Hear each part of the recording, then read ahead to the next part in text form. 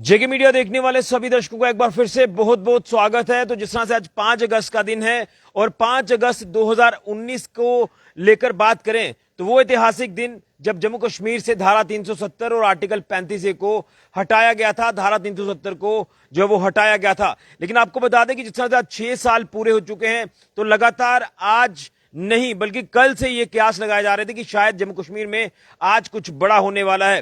लेकिन उससे पहले अगर तमाम विपक्षी पार्टियों को लेकर बात करें तो वो जो है लगातार आज प्रदर्शन करती नजर आई। खासतौर पर कांग्रेस पार्टी को लेकर बात कर लें या फिर नेशनल कॉन्फ्रेंस को लेकर बात करें या फिर श्रीनगर में पीडीपी को लेकर बात करें तो हर जगह प्रदर्शनों का सिलसिला इन तमाम विपक्षी पार्टियों की तरफ से देखने को मिला। और मांग एक ही थी कि धारा 370 को तो तोड़ दिया, लेकिन जो केंद्र सरकार ने वादा किया था स्टेटहुड वापस देने का, तो स्टेटहुड को वापस दिया जाए, ये तमाम विपक्षी पार्टियों का कहना है। लेकिन सबसे पहले मैं आपको नेशनल कॉन्फ्रेंस की तस्वीर दिखाना चाहता हूं। सांबा में नेशनल कॉन्फ्रेंस की तरफ से बड़ा प्रदर्शन जो है वो किया गया है। आप तस्वीरों में देख सकते हैं कि डीसी ऑफिस कॉम्प्लेक्स में जो है तमाम नेशनल कॉन्फ्रेंस के लीडर पहुंचे, जिसमें सीनियर लीडर नेशनल कॉन्फ्रेंस के मोहिंदर सिंह जी पहुंचे अपने तमाम अपने वर्कर्स के साथ, और एक मेमोरेंडम जो वो सौंपा डीसी सांबा को कि स्टेटहुड की बहाली जो वो होनी चाहिए। केंद्र सरकार के खिलाफ ये प्रदर्शन जो वो किया गया है। तो आज हम पूरी जानकारी लेंगे कि आखिर क्या कारण है कि जिस तरह से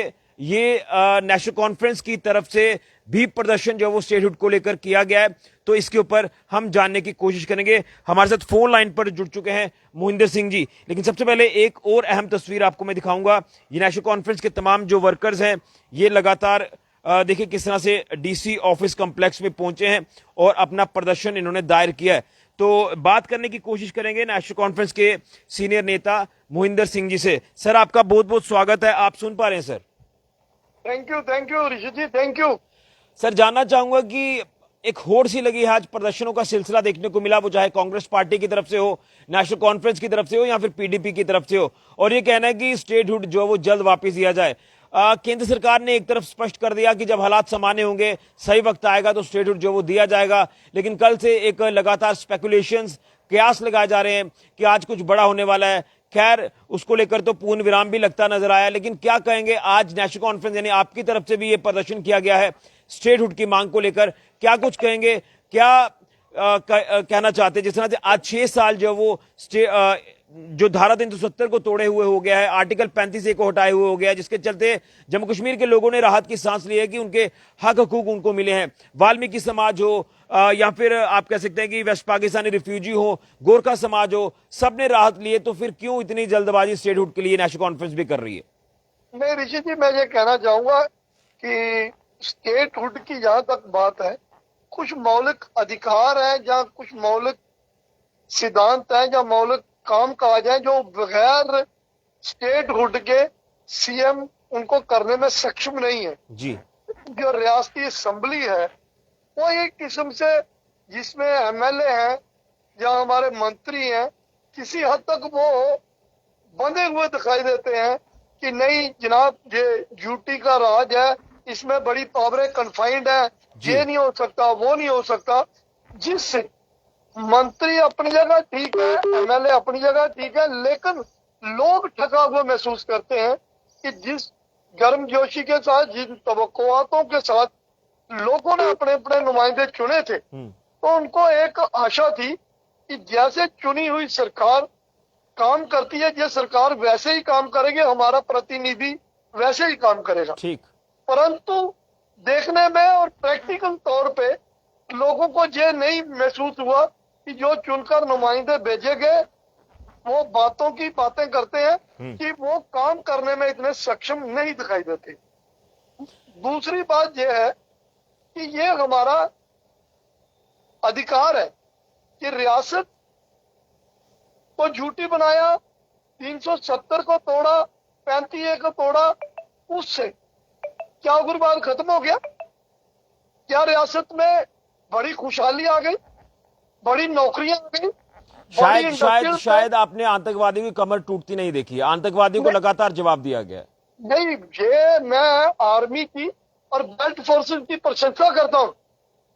जब जब भी यहाँ रियासत में उग्रवाद की घटनाएं हुई, आर्मी ने उग्रवाद को कमर तोड़ जवाब दिया, बेल्ट फोर्सेस ने उनको कमर तोड़ जवाब दिया। तो केंद्र सरकार ने यही चीज तो स्पष्ट की है कि जब हालात ठीक होंगे, समय सही होगा तो स्टेटहुड वापस दी जाएगी, यानी आपको आपका अधिकार दे दिया जाएगा। ऋषि जी, मैं ये कहना चाहता हूं कि कब इसको डिफाइन कर दिया जाए ना, वो किस तरीके का समय अनुकूल होगा तब रियासत मिलेगी, ठीक, उसको डिफाइन करे।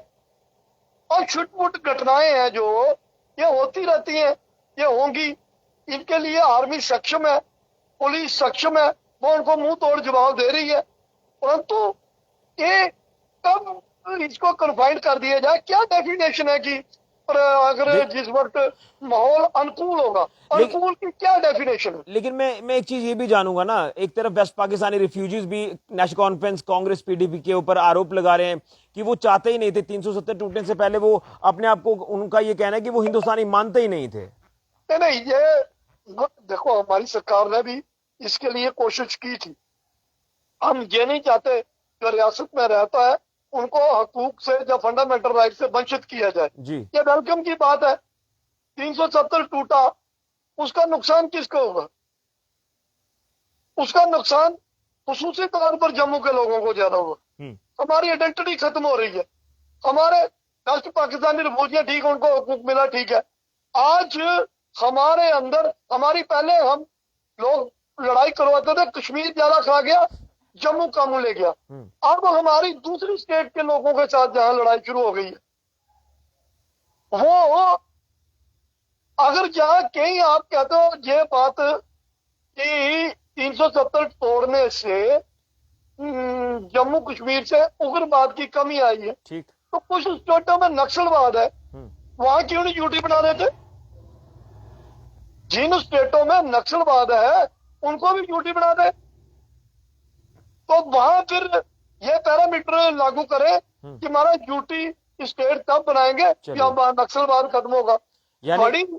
बड़ी स्टेटें जो टेररिस्ट अफेक्टेड थी, पंजाब था, पंजाब टेररिस्ट अफेक्टेड, हम मुबारकबाद देते हैं, पंजाब से टेररिज्म को रूट आउट कर दिया गया, लेकिन उसकी ड्यूटी थोड़ी बनाई गई। ये ड्यूटी बनाना कहाँ का प्रश्न है? ये ड्यूटी बनाना सेंटर वालों के इंटरेस्ट की बात थी। वो कश्मीर की कमांड अपने हाथ में रखना चाहते थे, तो कश्मीर को अपने ट्यून पर नचाना चाहते थे, तो उन्होंने ड्यूटी बना दी।